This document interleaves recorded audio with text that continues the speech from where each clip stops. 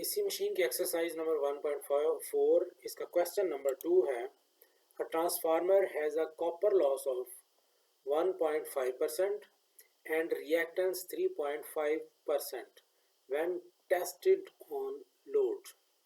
वो कह रहा है कि एक ट्रांसफार्मर है जिसके कॉपर लॉस जो है वो 1.5% है। ये फीसद रेजिस्टेंस के भी बराबर होते हैं और इसको VR भी हम लिख सकते हैं और इसकी फीसद रिएक्टेंस बताई हुई है उसने 3.5%।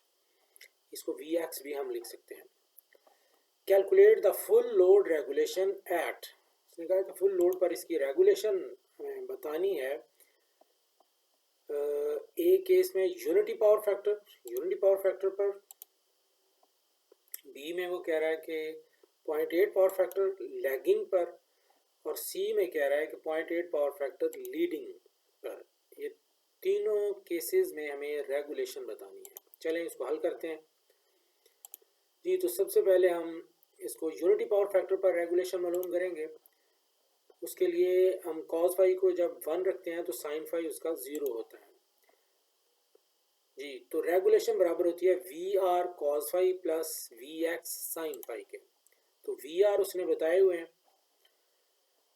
VR जो कॉपर लॉसेस भी जिसको कह रहा है 1.5 और कॉस फाई इस वक्त 1 है प्लस VX 3.5 बताए हुए हैं और साइन फाई 0 है। तो इसको जब हम मालूम करेंगे तो रेगुलेशन फीसद में आ चुकी है 1.5%। तो बी केस में वो कह रहा है कि रेगुलेशन मालूम करें जब पावर फैक्टर 0.8 लैगिंग है जी। तो कॉस फाई 0.8 है, साइन फाई इसका 0.6 होता है।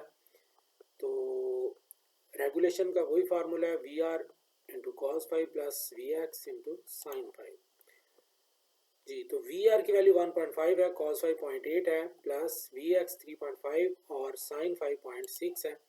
इसकी वैल्यू आ जाएगी 3.3%। तीसरे केस में वो कह रहा है कि सी केस में रेगुलेशन मालूम करें 0.8 पावर फैक्टर लीडिंग पर जी। तो ये कॉस फाई 0.8 हो तो साइन फाई 0.6 होता है। अब रेगुलेशन का फार्मूला होगा VR कॉस फाई माइनस, जब लीडिंग पावर फैक्टर होगा तो यहाँ पर पहले प्लस था लैगिंग पर और यूनिटी पर, अब लीडिंग पर यहाँ पर माइनस होता है।